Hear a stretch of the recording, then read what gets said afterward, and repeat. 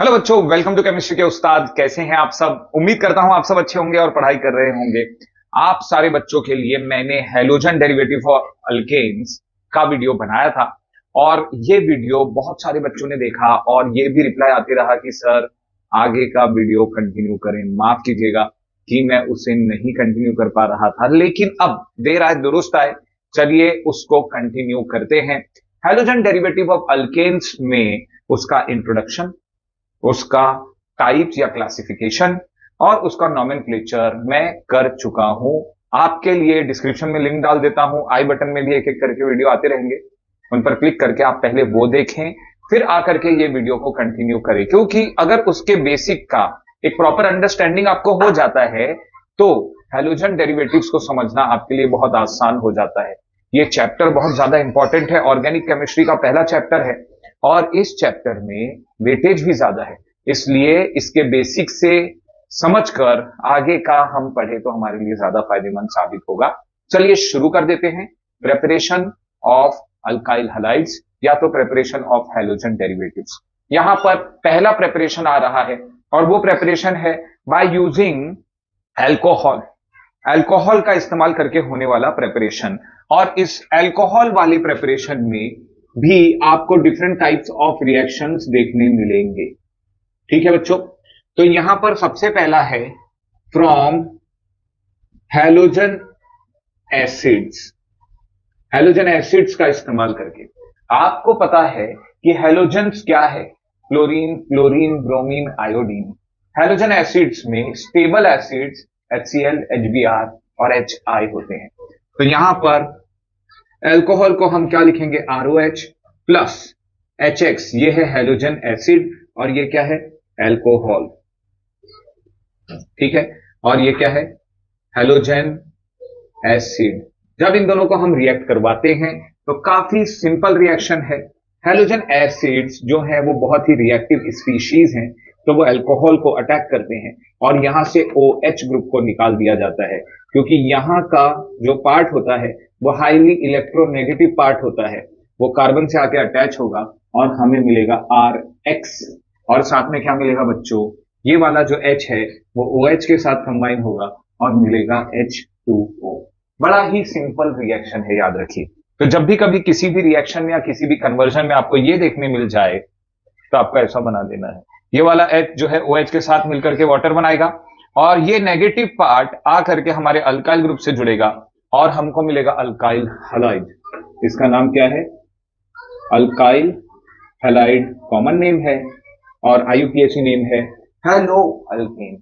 आ रही है बात समझ में? तो हेलो अल्केन का ये पहला रिएक्शन है जो हमारे सामने आ जाता है। अब दूसरे एग्जांपल देख लीजिए। अगर हमने यहां पर मिथाइल अल्कोहल ले लिया, साथ में हेलो एसिड में HCl है, तो अब रिएक्शन काफी अंडरस्टूड है। क्या होगा, ये H OH के साथ कंबाइन होगा और क्या बनाएगा, H2O, और उसी के साथ साथ ये CH3Cl के साथ जुड़ेगा और हमें मिलेगा मिथाइल क्लोराइड। आई होप आप इतना समझ गए होंगे। तो बड़ा ही सिंपल रिएक्शन है।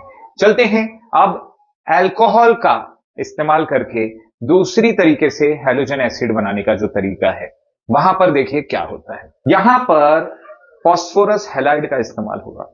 आप लोगों को हो सकता है पता हो या ना पता हो, फास्फोरस दो टाइप के हैलाइड बनाता है, एक ट्राई हैलाइड बनाता है और एक क्या बनाता है, पेंटा हैलाइड बनाता है।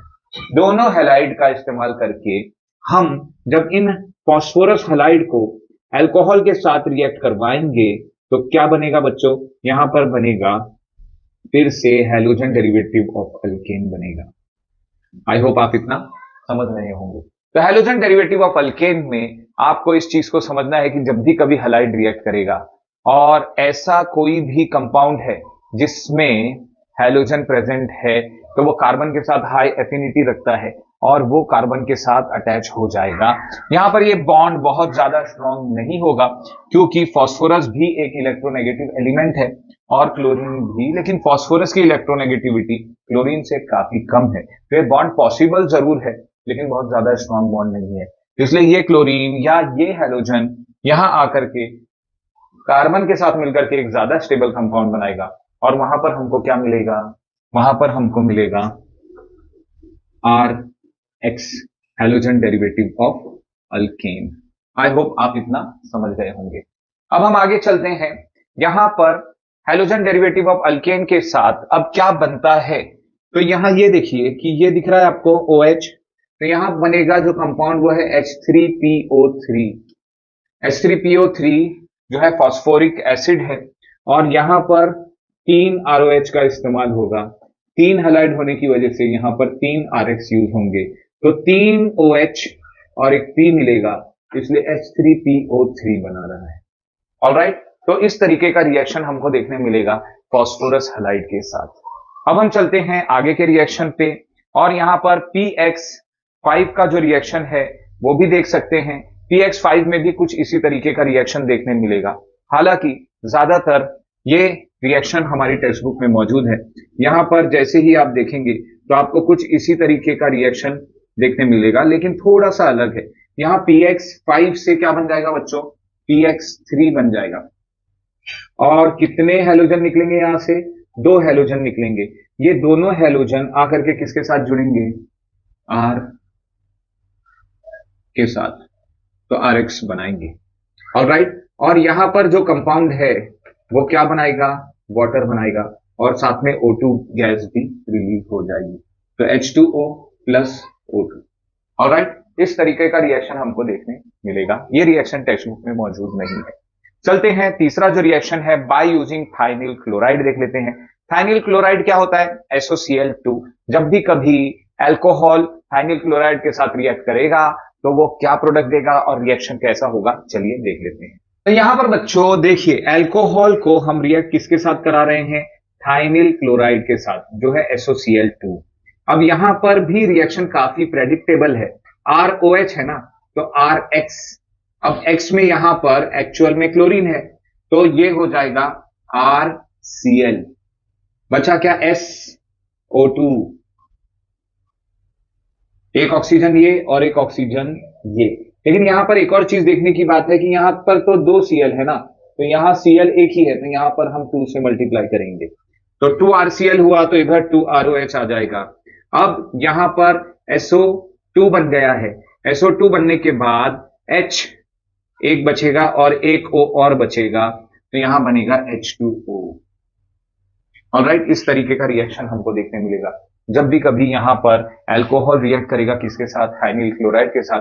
इन तीनों रिएक्शन में कोई भी कैटलिस्ट का इस्तेमाल नहीं होता है, जस्ट सिंपली हीट करने पर यह रिएक्शन हो जाता है और हमें ये प्रोडक्ट मिल जाता है। तो आई होप आपको ये चीज समझ में आ गई होगी, जो बहुत ही इजी पार्ट है हमारे हैलोजन डेरिवेटिव्स के प्रिपरेशन का। अब हम चलते हैं और देख लेते हैं कि हैलोजन डेरिवेटिव्स का प्रिपरेशन हाइड्रोकार्बन से किस तरीके से किया जाता है।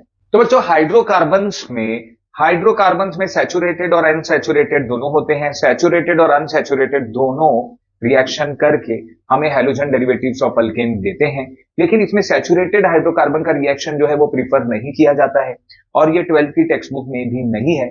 लेकिन इस चीज को समझ लीजिए कि ये रिएक्शन आपको 10th स्टैंडर्ड में आया था सबसे पहली बार, और इस रिएक्शन को कुछ इस तरीके से आपकी 10th स्टैंडर्ड की किताब में दिखाया गया था। जब भी कभी रिएक्शन मीथेन का Cl2 क्लोरीन या किसी H2 डाइहैलाइड के साथ किया जाता है, तो क्लोरीन क्या करता है, एक हाइड्रोजन को रिप्लेस करता है और CHCl3 बनता है और साथ में HCl बनता है। लेकिन ये रिएक्शन यहां स्टॉप नहीं होता, ये कंपाउंड फिर से रिएक्ट कर जाता है उस रिएक्शन मिक्सचर में मौजूद डाइहैलाइड के साथ, और CH3Cl फिर से Cl2 के साथ रिएक्ट करके CH2Cl2 बनाता है और HCl मिलता है। ये कंपाउंड अगर एक्स्ट्रा क्लोरीन मौजूद है तो फिर रिएक्ट कर जाएगा और CH2Cl2 के साथ रिएक्ट करके क्या बनाएगा बच्चों, CHCl3 बनाएगा। इसको हम कहते हैं क्लोरोफॉर्म, और HCl बनाएगा। ये आगे और रिएक्ट कर जाएगा क्लोरोफॉर्म रिएक्शन मिक्सचर के क्लोरीन के साथ मिलकर के क्या बनाएगा, कार्बन टेट्राक्लोराइड CCl4, और सारे H निकल जाएंगे और HCl मिलेगा। तो यहां पर जो रिएक्शन हो रहा है, इस रिएक्शन के अंदर हमें mixture of different types of alkyl halide मिलेंगे, इसलिए इस रिएक्शन को प्रीफर नहीं किया जाता। अब हम जब बात करेंगे अनसैचुरेटेड हाइड्रोकार्बन, ये किसका रिएक्शन था बच्चों, ये सैचुरेटेड का रिएक्शन था। अब जब हम अनसैचुरेटेड हाइड्रोकार्बन की बात करेंगे तो यहां पर रिएक्शन कुछ अलग तरीके से देखा जाएगा। अनसैचुरेटेड हाइड्रोकार्बन वाला जो रिएक्शन था बच्चों, ये आपने 11th में पढ़ा है और यहां पर आया था मार्कोनिकॉफ्स रूल। मार्कोनिकॉफ्स रूल, ये रूल आया था। मार्कोनिकॉफ्स रूल में यहां पर आप लोगों ने ये चीज देखी थी, क्या था? मार्कोनिकॉफ्स रूल था, यस। फिर से इसकी स्पेलिंग, तो बच्चे ये रिएक्शन आपने 11th में पढ़ा था और ये रिएक्शन आता है मार्कोनिकॉफ्स रूल के हिसाब से। कुछ याद आ रहा है ना? यहां पर क्या बताया था? When an unsymmetrical alkene, symmetrical नहीं, unsymmetrical alkene is treated with an unsymmetrical reagent. अब ये अनसिमेट्रिकल है कि नहीं है, और ये किसी अनसिमेट्रिकल रिएजेंट के साथ ट्रीट की जा रही है, then the negative part of the reagent goes and attaches with the carbon atom having less number of hydrogen atom। तो जब भी कभी कोई अनसिमेट्रिकल अल्कीन रिएक्ट करेगा किसी अनसिमेट्रिकल रिएजेंट के साथ, अनसिमेट्रिकल का क्या मतलब है कि मेन बॉन्ड के दोनों side number of carbon atom same नहीं होंगे। यहां पर तो कार्बन एटम ही नहीं है, तो ये रिएजेंट में हम लोग देखेंगे कि जो बीच का बॉन्ड है इसके दोनों साइड अलग अलग एटम्स है, तो ये भी अनसिमेट्रिकल है और ये भी अनसिमेट्रिकल है। जब दोनों रिएक्ट करेंगे तो इसका नेगेटिव पार्ट उस कार्बन के पास जाएगा जिसमें less number of hydrogen atom जुड़े हैं। तो यहां पर कौन सा कंपाउंड बन रहा है? CH3, H नीचे था तो यहां पर X आ गया और ये आ गया CH3, क्योंकि ये वाला हाइड्रोजन इस कार्बन के पास चला जाएगा। इसको हम मार्कोनिकॉफ्स रूल बोलते हैं। इसी तरीके से एक और रूल था जो एंटी मार्कोनिकॉफ्स रूल था। एंटी मार्कोनिकॉफ्स रूल का एक और नाम था बच्चों, और उसका नाम था पेरोक्साइड इफेक्ट। पेरोक्साइड इफेक्ट में क्या होता है? पेरोक्साइड के प्रेजेंट में, किसके प्रेजेंट में? पेरोक्साइड के प्रेजेंस में। अब यहां पर एक सिंपल पेरोक्साइड ले लेते हैं, हाइड्रोजन पेरोक्साइड। इसकी मौजूदगी में यह रूल उल्टा फॉलो होता है कि हम लोग अनसिमेट्रिकल रिएजेंट को रिएक्ट करवाते हैं अनसिमेट्रिकल अल्कीन के साथ, और यहां पर ऐसा देखा जाता है पेरोक्साइड के प्रेजेंस में कि negative part of the reagent उस कार्बन पर जाएगा जिसमें मोर नंबर ऑफ हाइड्रोजन एटम होते हैं। तो ये दो तरीके से, दो अलग अलग तरीके से ये रिएक्शन प्रोसीड करता है। यहां पर फिर से H आ जाएगा और यहां आ जाएगा CH2Cl या CH2X आ जाएगा बच्चों। तो हैलोजन डेरिवेटिव्स हाइड्रोकार्बन से बनाए जा सकते हैं, unsaturated as well as saturated. Unsaturated से हम वो हाइड्रोकार्बन बना सकते हैं मार्कोनिकॉफ्स रूल का इस्तेमाल करके जहां पर हमें हैलोजन ग्रुप चेन के अंदर चाहिए, लेकिन हमें हैलोजन ग्रुप अगर बाहर चाहिए तो हम एंटी मार्कोनिकॉफ्स रूल का यूज कर सकते हैं।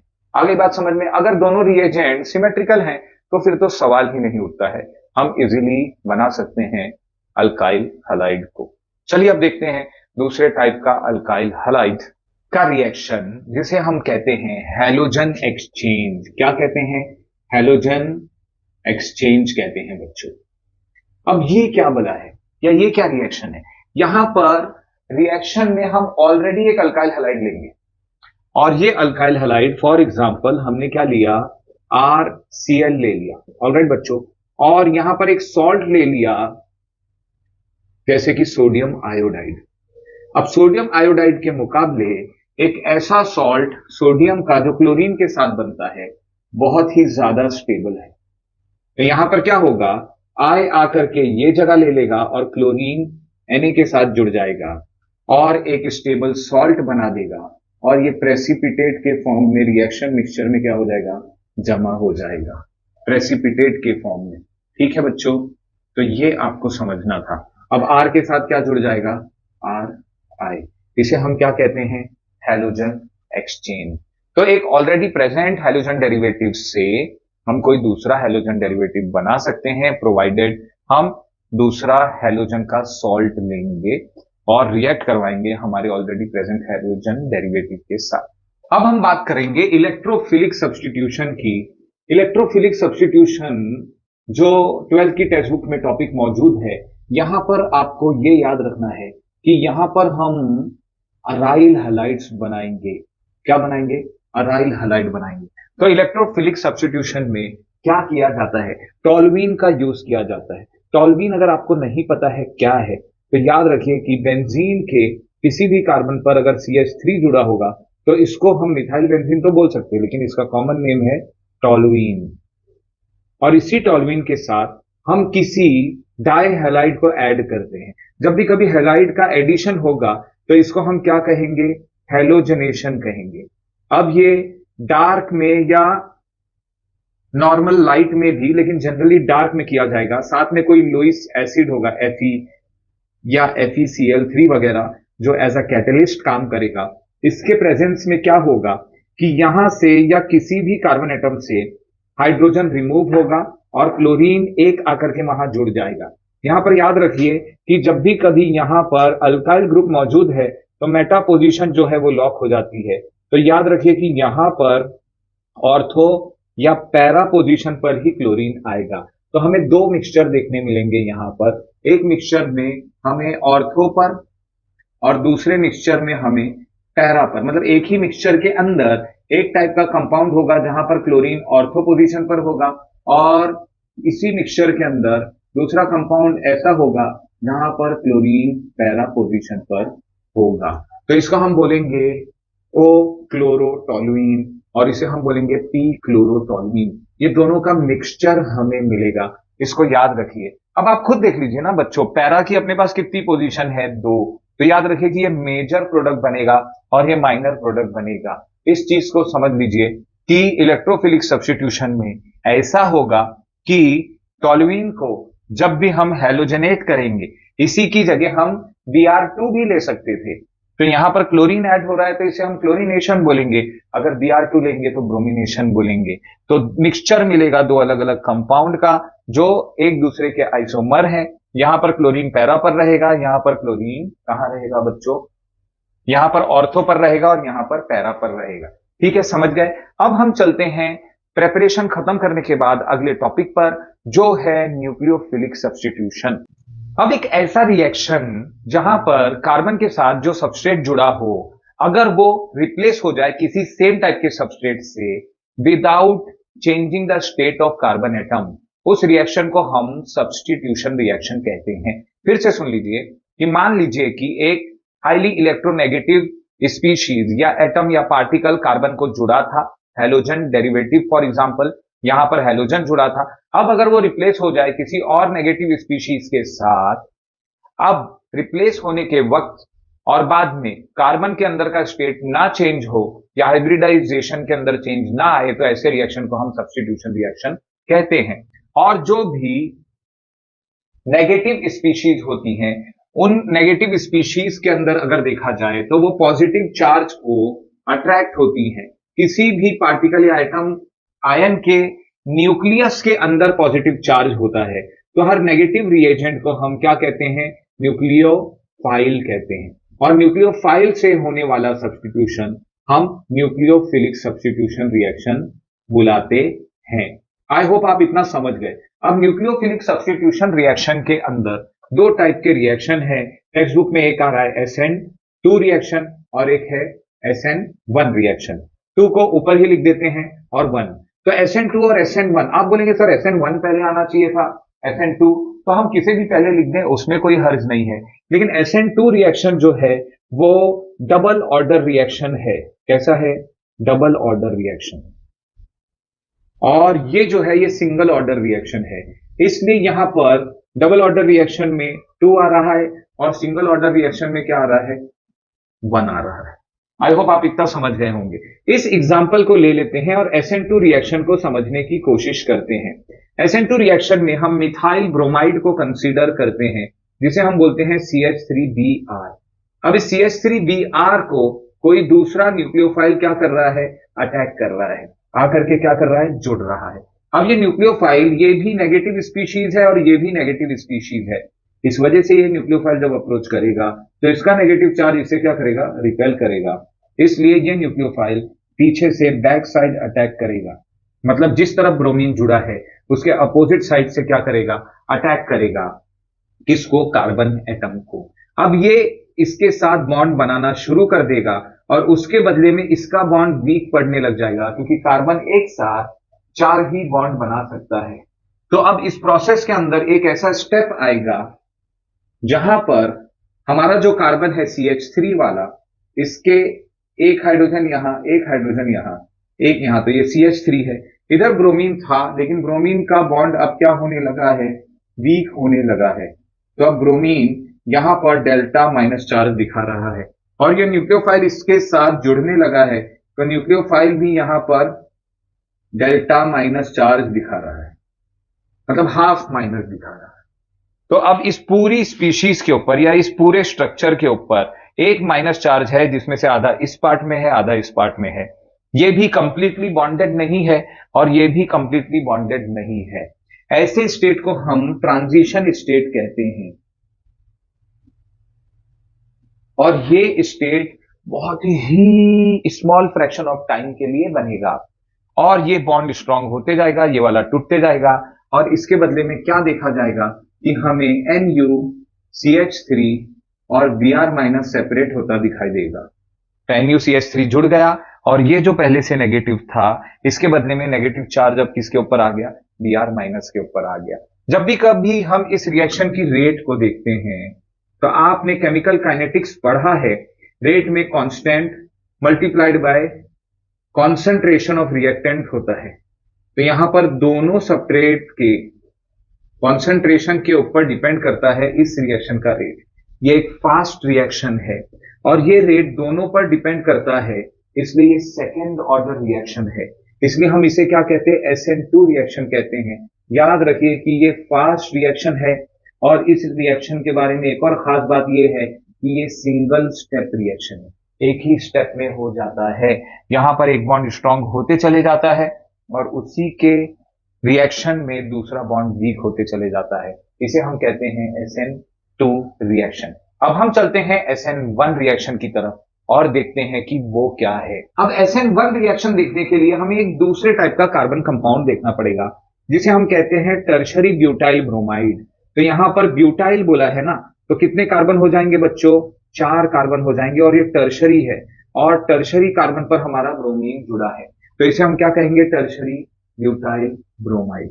यहां पर जब भी कभी न्यूक्लियोफाइल अटैक करेगा तो अब इस न्यूक्लियोफाइल के अटैक से डायरेक्शन का कोई मतलब खास वैसे तो नहीं है, लेकिन जब ये न्यूक्लियोफाइल उल्टी साइड से अटैक करेगा तो यहां पर ऑलरेडी इसके सामने 3 कार्बन होंगे, इसलिए ये कार्बन को इजीली पहुंच नहीं पाएगा। आई होप आप इतना समझ रहे हैं। तो इसलिए बैक साइड अटैक यहां पर पॉसिबल नहीं है और अगर पॉसिबल भी है तो बहुत मुश्किल है इस न्यूक्लियोफाइल के लिए। तो इस वजह से क्या होता है कि ये जैसे ही इस कार्बन को अटैच होने की कोशिश करता है, ये कार्बन का ब्रोमीन के साथ बॉन्ड टूट जाता है। तो यहां पर पहला स्टेप ऐसा है कि कार्बन का ब्रोमीन के साथ बॉन्ड क्या हो जाएगा, ब्रेक डाउन हो जाएगा।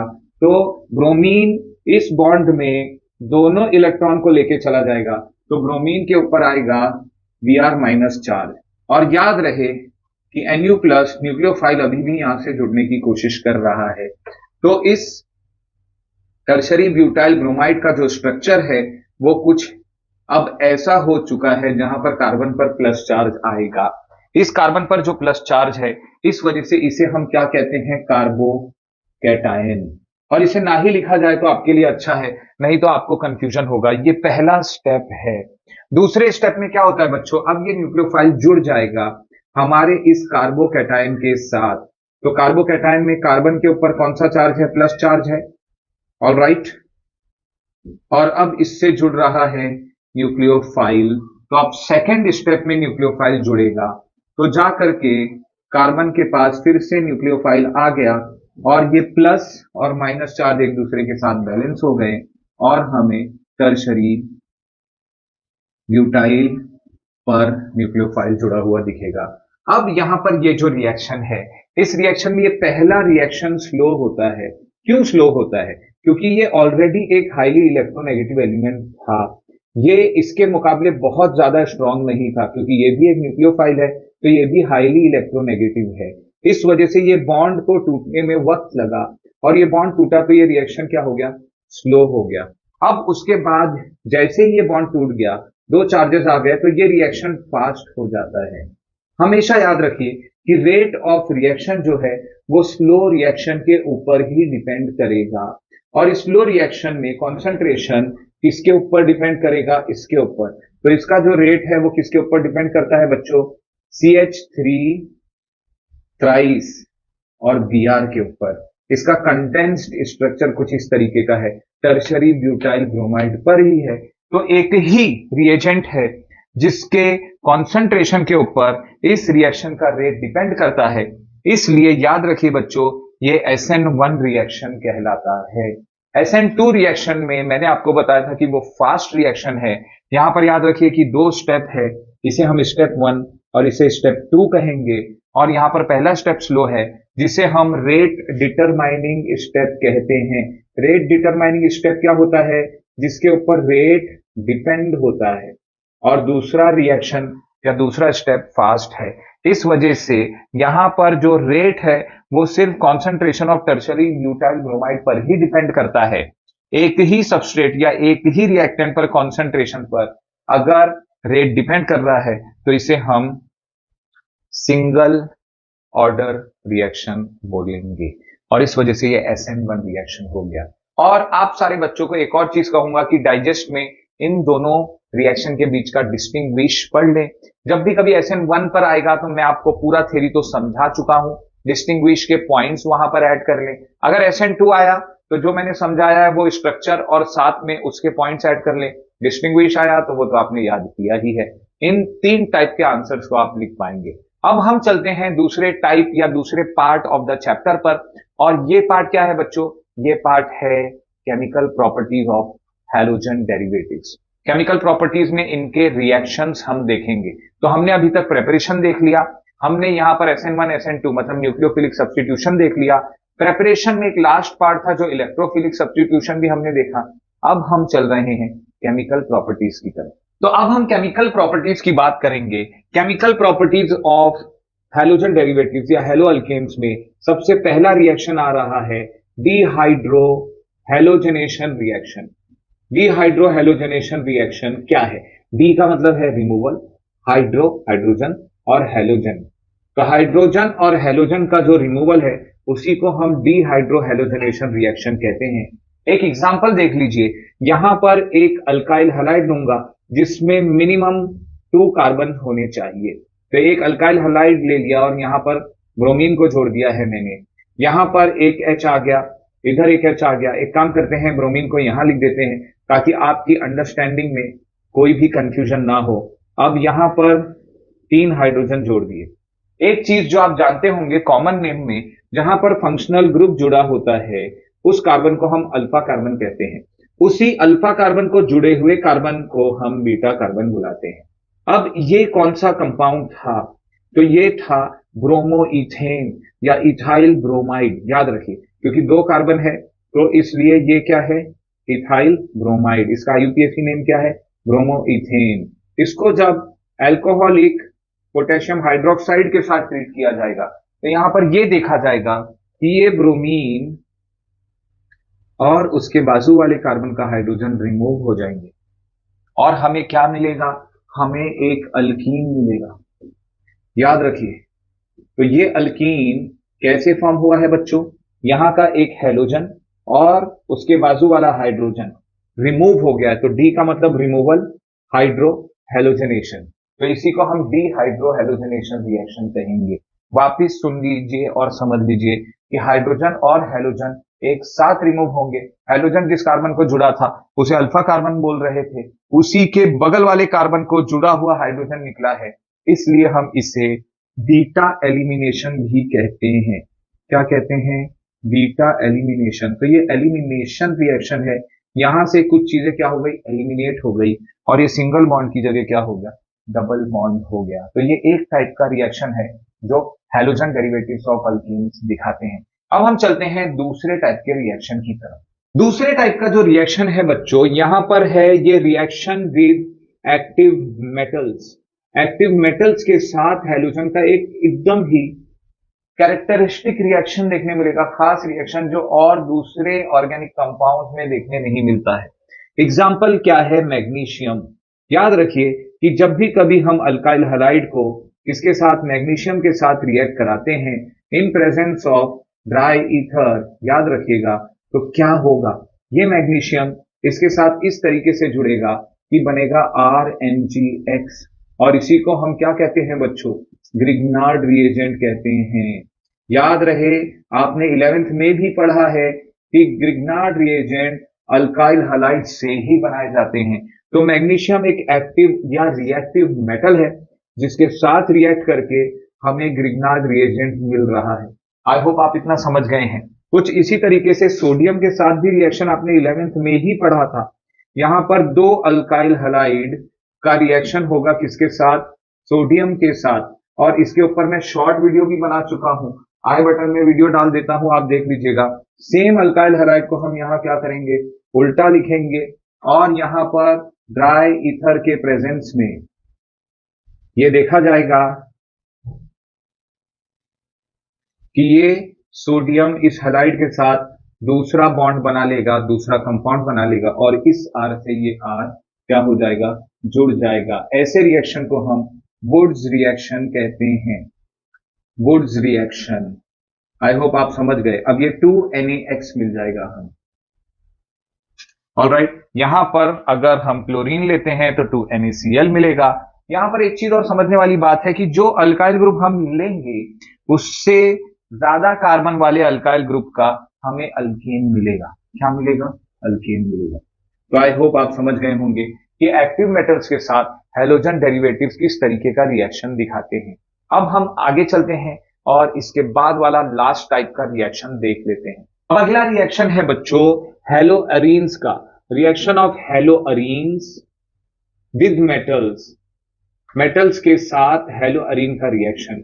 जिस तरीके से हमने वुड्स रिएक्शन देखा, सेम टाइप का रिएक्शन हेलोअरीन्स पर फिटिग ने किया, और इसलिए ये रिएक्शन को हम वुड्स फिटिग रिएक्शन कहते हैं, या कुछ लोग इसे वुड्स फिटिंग रिएक्शन भी कहते हैं, लेकिन एक्चुअली ये वुड्स फिटिग रिएक्शन है।